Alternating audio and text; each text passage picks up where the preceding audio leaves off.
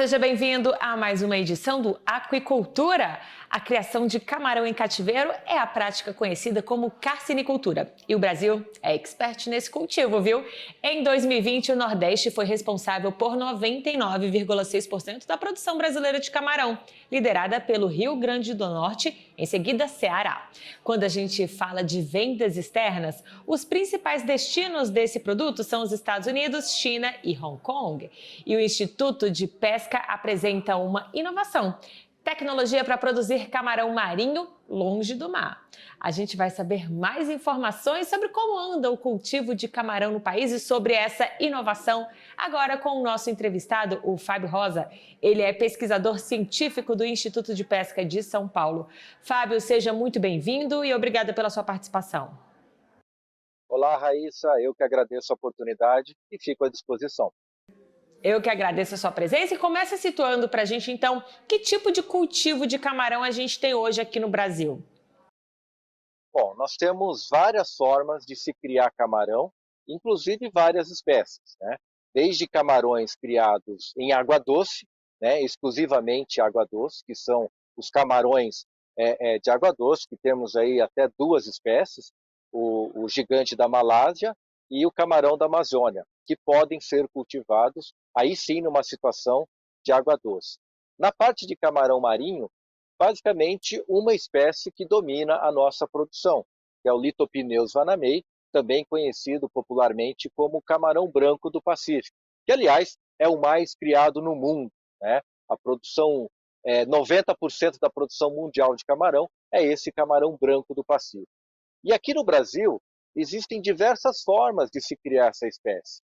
A principal delas, que é lá no Nordeste do Brasil, é utilizando água salgada marinha, né? Água marinha natural, seja água salobra de um mangue, ou seja água de captação oceânica, por exemplo, né? E tem ainda a opção de criar o camarão marinho no interior, que é uma coisa que eu acho sensacional, é uma baita oportunidade de levar renda, de levar uma alternativa de produção de alimentos para o semiárido brasileiro, que é através da água salobra que existe com muita fartura no sertão, no interior do Nordeste, né? O Nordeste brasileiro, principalmente o interior, ele não é pobre de água, ele tem muita água. Acontece que a maior parte dessas águas são salobras. E águas salobras com salinidade maior que 1 não serve nem para matar a sede de animais, nem para matar a sede de humanos e nem para irrigar uma plantação. Mas para criar camarão, inclusive tilápia, geralmente são muito boas, né? Então essa é uma alternativa que eu acredito muito. E por fim, uma inovação tecnológica que está sendo formatada, não somente aqui no estado de São Paulo, mas também já temos iniciativas em Brasília, em Goiânia, em Cuiabá, em Londrina, em Maringá, várias iniciativas aqui no estado de São Paulo, que é a produção de camarão marinho em água salinizada artificialmente, onde a gente busca imitar o balanço iônico, a composição dos sais que existe na água do mar. É esse, Porque a água do mar... Hum, esse é o tema da nossa entrevista. Então, conta pra gente, antes de você falar dessa solução, por que vocês desenvolveram essa pesquisa, né, para conseguir fazer esse cultivo longe do mar, né, do camarão marinho? Conta pra gente a que se deu essa iniciativa. Primeiro porque a produção de camarão no Brasil está no Nordeste. 95% do camarão brasileiro é produzido no Nordeste. Mas o mercado consumidor está aqui no Sudeste, né? Ou em Brasília, em Goiânia, Cuiabá, Campo Grande, que são grandes capitais que nem sempre tem um camarão de qualidade. Esse camarão que é produzido lá no Nordeste, ele vem através de frete terrestre aqui para o Sudeste, onde demora 3 dias de viagem. E esse camarão vai perdendo qualidade nesses 3 dias. E aí que chega aqui um negócio, um produto que é até bom, mas longe de ser um camarão com sabor de camarão de fato. Então, a proposta de se criar camarão marinho longe do mar é produzir próximos aos grandes centros consumidores. No caso aqui de São Paulo, por exemplo, o nosso litoral é proibido produzir camarão marinho, tá? Então, a alternativa seria produzir longe do mar. E aí que, para isso, já existe tecnologias consagradas mundialmente que envolve essa produção de água marinha artificial. O que nós fazemos aqui é imitar o balanço iônico da água do mar, porque água do mar não é somente NaCl, não é somente o cloreto de sódio. O cloreto mais o sódio representa 86,5% dos sais da água do mar. Mas ainda tem outros 4 íons que são muito importantes. Então, além do cloreto mais o sódio, ainda tem o potássio, o magnésio, o cálcio e o sulfato. Estes 6 sais representam 99,5% da água do mar. E aí que a gente consegue, quimicamente, matematicamente, fazer uma água marinha artificial, imitando os principais sais que a água do mar contém. E um outro detalhe importante é que o camarão marinho ele não precisa da mesma salinidade da água do mar para se desenvolver. Por exemplo, a água do Oceano Atlântico é em torno de 33 per mil de salinidade. Isso significa que em 1 litro de água do mar contém 33 gramas de sal. Tá? É 33 per mil e não 33%. E aí que podemos criar o camarão marinho em salinidade 10, salinidade 5, salinidade 2 até. Porque o camarão marinho não consome estes sais. Ele só usa para sua fisiologia. Então, o que nós fazemos aqui longe do mar é imitar a mesma composição de sais que tem na água do mar, e como essa salinização custa, a gente trabalha com salinidade inferior, por exemplo, na casa de 10 per mil, diminuindo os custos com salinização da água. Muito bem. E como está a expansão desse projeto, né? Em quais locais já deu certo esse tipo de cultivo? Como é que está a projeção de ampliar essa criação de camarões marinhos longe do mar? Aqui no Brasil, nós podemos contar em torno de 15 projetos de produção de camarão marinho em água salinizada, longe do mar. Aqui em São Paulo, em torno de 8 projetos já instalados, certo? Alguns deles, inclusive, com frigorífico já com selo de inspeção estadual, certo? Nós temos projetos em Brasília, em Goiânia, em Cuiabá, Londrina, Maringá, várias cidades do Brasil já estão com esta iniciativa em andamento e fazendo os ajustes necessários, né? Produzir do ponto de vista técnico, nós já sabemos que é possível. Acontece que também tem que achar o equilíbrio entre preço de venda, volume de produção, para daí sim encontrar a melhor viabilidade financeira do negócio. Não podemos dizer que não é uma atividade que já se encontra consolidada, mas está em vias de se consolidar. Eu ia justamente te perguntar, né, quais são os desafios, porque eu imagino que o custo também é um fator a ser considerado para ampliar isso para grande escala, né, pelo Brasil. Quais são os desafios, quais são os principais ajustes que precisam ser feitos? Boa, Raíssa. O grande desafio, produzir em alta densidade, porque os custos de produção e o custo de estrutura, estamos falando de estufas destas utilizadas em horticultura, estamos falando de tanques revestidos com geomembrana, o consumo de energia é elevado porque precisamos ter aeração 24 horas, todos os dias da semana. Então, é um custo de produção bem maior do que aquele camarão produzido lá no Nordeste do Brasil. Os custos fixos, principalmente. Então, o grande desafio é produzir em alta densidade de estocagem. Enquanto lá no Nordeste, em viveiros escavados, se produz 10 camarões por metro quadrado, aqui a gente já sabe que tem que produzir algo em torno de 300 camarões por metro cúbico, né? Tanques elevados, sistemas intensivos, a gente usa sempre como metro cúbico. Ou algo em torno de 3 a 4 quilos de camarão por metro cúbico.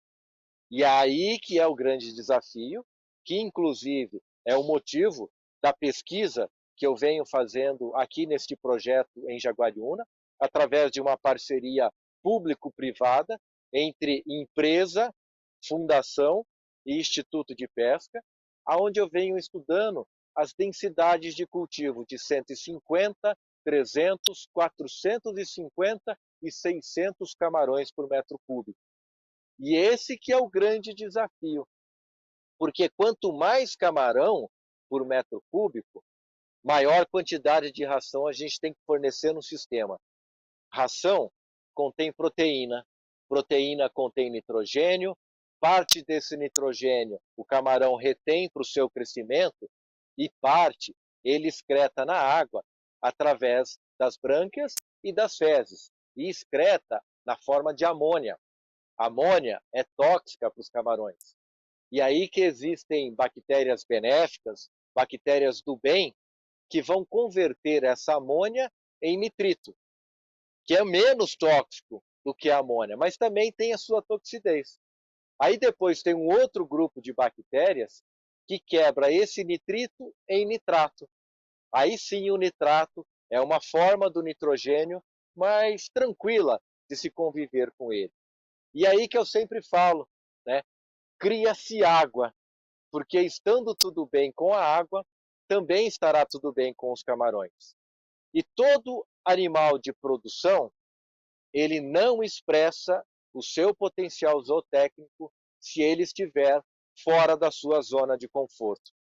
Portanto, a gente tem que trabalhar muito bem esta questão de criar água, de fornecer sempre a condição ideal para que o camarão possa expressar todo o seu potencial zootécnico e aí a gente ter índices produtivos satisfatórios ao final do ciclo de produção.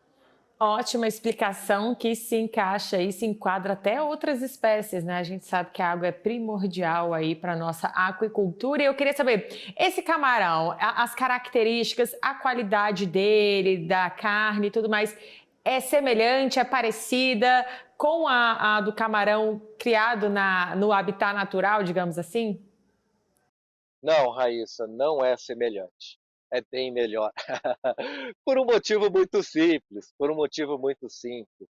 Diferente do Nordeste, aonde se despesca o camarão com temperaturas ambientes de 40, 43 graus, onde a logística de levar gelo para a beira de um viveiro de produção é bastante complexa.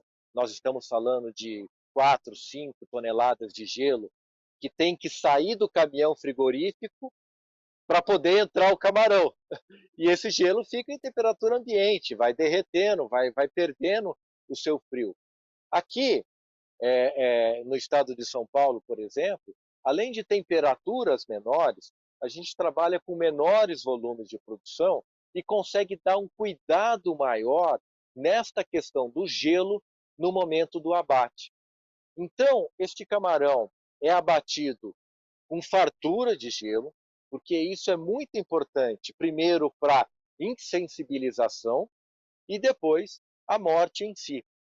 E desse frio, desse gelo, não sair mais. Isto é o grande pulo do gato para manter a qualidade de um camarão. Eu costumo dizer que o Brasil produz camarão de forma gourmet, com todos os cuidados, e na hora de despescar, acaba comoditizando esta proteína nobre, por falta de cuidados com a cadeia do frio, né? Então, no nosso caso aqui no interior, a gente faz um abate com bastante gelo e o congelamento imediatamente ao abate, no mesmo dia do abate. E aí entra uma questão interessante, que é um mito que existe entre pescado, né, peixe e camarão, fresco no gelo versus congelado em câmara fria ou no freezer. É importante destacar que o frio ele tem o poder de reduzir as reações bioquímicas a nível celular, enquanto que o congelamento cessa essas reações bioquímicas. Então, o camarão que se tenta conservar somente no gelo, o camarão de amanhã é menos fresco do que o camarão de hoje. E assim por diante. Dia a dia, ele vai se deteriorando, ele vai perdendo a qualidade. Aí, depois de 10 dias, a banca, o vendedor, o supermercado vê que vai perder aquele produto, aí vai e congela. Aí o congelamento não faz milagre. O congelamento vai preservar aquela característica do dia congelado. E quando a gente congela um camarão no dia da despesca, que é o conceito chamado de fresh frozen, ele vai preservar aquela característica, aquela textura, aquele sabor, por 8 meses, 10 meses, sem alterar em nada. Né? Então, eu brinco que o camarão que a gente produz aqui é melhor, porque a gente consegue dar um tratamento melhor para ele relacionado à cadeia do frio. Mas, voltando à origem da sua pergunta, se a gente pegar um camarão mega fresco que foi criado no mar e um camarão mega fresco que foi criado em água salinizada e colocar uma degustação às cegas, nenhum especialista vai conseguir perceber essa diferença de um ou de outro camarão, tá ok? Olha, muito interessante essa sua explicação, viu? E uma boa notícia aí para os amantes de camarão que estão fora do Nordeste, né? Agora eu queria que você falasse um pouquinho mais dessa parceria público-privada, né, que foi feita nesse projeto. Como foi isso? Explica pra gente. Pois é, eu sou pesquisador científico do Instituto de Pesca de São Paulo. Eu pedi um afastamento para tratar de assuntos de interesse particular por 2 anos, que foi quando eu comecei a prestar consultoria para esse projeto que encontra-se instalado aqui em Jaguariúna, no estado de São Paulo. E aí o meu prazo se encerrou, precisei voltar para o estado e eu fiz a proposta aonde aqui seria o meu laboratório, aqui seria o meu campo experimental, fazendo uma pesquisa em situação real de cultivo. Então, não é caixa d'água, não é aquário, é situação real. São viveiros em tamanho real, custo de energia elétrica, custo de ração, custo de pós-larva, que, por sinal, as pós-larvas vêm lá do Rio Grande do Norte através de frete aéreo. Mas, enfim, é custos em situação real de cultivo e escoamento da produção também em situação real de cultivo, aonde eu venho estudando 4 diferentes densidades de estocagem de camarão. Quanto menos camarão por metro cúbico, mais rápido ele cresce, menos biomassa por metro cúbico a gente tem. Quanto mais camarão por metro cúbico, o crescimento dele é um pouco mais lento, mas em contrapartida, a gente consegue produzir uma biomassa maior. Então, o objetivo dessa minha pesquisa é encontrar esse equilíbrio, esse meio termo entre crescimento e produção de quilos de camarão por metro cúbico. Então, foi firmada esta parceria público-privada, e toda parceria público-privada precisa ter uma fundação para fazer a triangulação dessa parceria. Tá? Então, aqui é empresa, fundação, Instituto de Pesca. Ao final de 12 meses, eu pretendo fazer um dia de campo do tipo vitrine tecnológica, né? Mostrando aos participantes desse evento toda a estrutura de produção que foi utilizada, todos os insumos, todos os custos e a viabilidade disso. Ou, inclusive, a não viabilidade financeira, porque isso também é resultado de pesquisa. Né? E a ideia aqui é mandar a real para o setor produtivo. Olha, dá certo se for assim, se não for assim, nem começa, porque pode não ser uma boa estratégia de negócio. Muito interessante. E que outra mensagem a gente pode deixar aí para os produtores rurais que querem saber mais desse projeto, que se interessaram pelo assunto, né? Enfim, o que que você pode deixar de recado sobre o cultivo dessa espécie? A mensagem é a seguinte: é, de novo, a mensagem é a seguinte: trata-se sim de uma boa oportunidade de negócio, mas que merece cautela, merece estudar, prospectar esse negócio, envolvendo todos os riscos que ele pode proporcionar. É mais fácil criar tilápia? Claro que é mais fácil. Eu não tenho dúvida disso. Eu trabalho com camarão marinho, mas há 20 anos que eu piso no segmento de proteína aquática. Agora, criar tilápia é ser mais um produtor de tilápia em meio a tantos outros, e que, se não tiver volume, não tiver escala, fica difícil fazer a roda girar. Já o camarão marinho trata-se de uma produção com certa exclusividade. Os riscos são proporcionais às oportunidades de melhores faturamentos com este negócio. E depois de estudar muito bem este negócio, quando já estiver produzindo o camarão, e a recomendação que eu dou é fundo limpo, fundo limpo, fundo limpo. São viveiros revestidos com geomembrana, e procurar estar sempre removendo os sólidos que são gerados naturalmente por conta do fornecimento de ração, o crescimento dos animais, as equidízios, né? O camarão troca de carapaça para poder crescer, as fezes que são geradas no sistema. É fundamental entender bem estes conceitos de criação. E protocolos de convivência com as doenças. O desafio mundial de se produzir camarão é doenças. Disparado, disparado. Mas o mundo cria camarão convivendo com essas doenças. E no caso do ambiente aquático, não é inteligente entrar com desinfecção, como se entra, por exemplo, na produção de aves e suínos, aonde entre um ciclo e outro é possível fazer uma desinfecção geral do ambiente de criação. Na água, não. E essa água, ela não é descartada nunca, ela é sempre reutilizada dentre os vários ciclos de produção. Então, não dá para entrar com desinfecção dessa água, entrar com cloro, com delegol, que são desinfectantes de uso comercial. Porque quando a gente entra com esses produtos para matar esses patógenos, a gente também mata os, os, as bactérias benéficas que ajudam naquele processo de nitrificação que eu havia comentado. E aí leva tempo para recuperar esta biota, esta vida da água.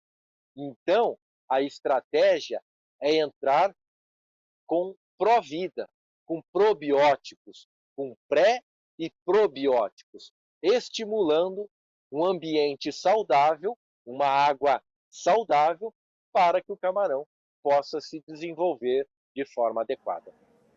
Tá certo. Bom, antes da gente encerrar, eu queria saber se aí atrás tem camarão. Aí onde você tá, Tem sim, mostra pra Raíssa. gente.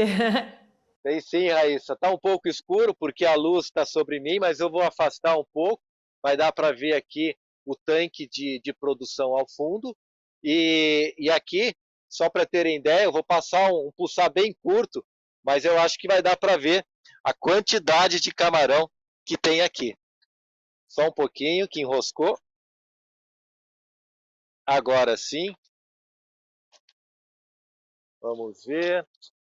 Deixa eu acertar a câmera aqui. Uau! Já deu Aqui, para aqui. ver. Eu vou pegar na mão Uau! agora. Espera aí. Só um minuto. Tá esperto, tá esperto. Olha aqui, ó. Uau! Fábio, que interessante! O famoso camarão caipira, o camarão produzido longe do mar. Esse camarão tá bonito, hein, Fábio? Tá bonito. Aqui um camarão já, Raíssa, de 23 para 24 gramas. Já até passou do tamanho comercial, mas daí mostrando que é possível criar com um desempenho, um crescimento aí bastante interessante. Com certeza, a tecnologia e a pesquisa trazendo cada vez mais produtividade para o nosso meio. Olha, Fábio, muito obrigada. Adorei saber dessa novidade de vocês. Vamos torcer então para que esses desafios sejam superados e que a gente possa ver esses camarões caipiras por todo o país. Muito obrigada pela sua participação. Eu agradeço também. Um forte abraço e até uma próxima oportunidade. Até mais. Tchau, tchau. Nosso programa vai ficando por aqui. Espero que vocês tenham gostado de conhecer os camarões caipira. Obrigada pela sua audiência e siga a gente nas redes sociais, @AgroMaisTV. Até mais. Tchau, tchau.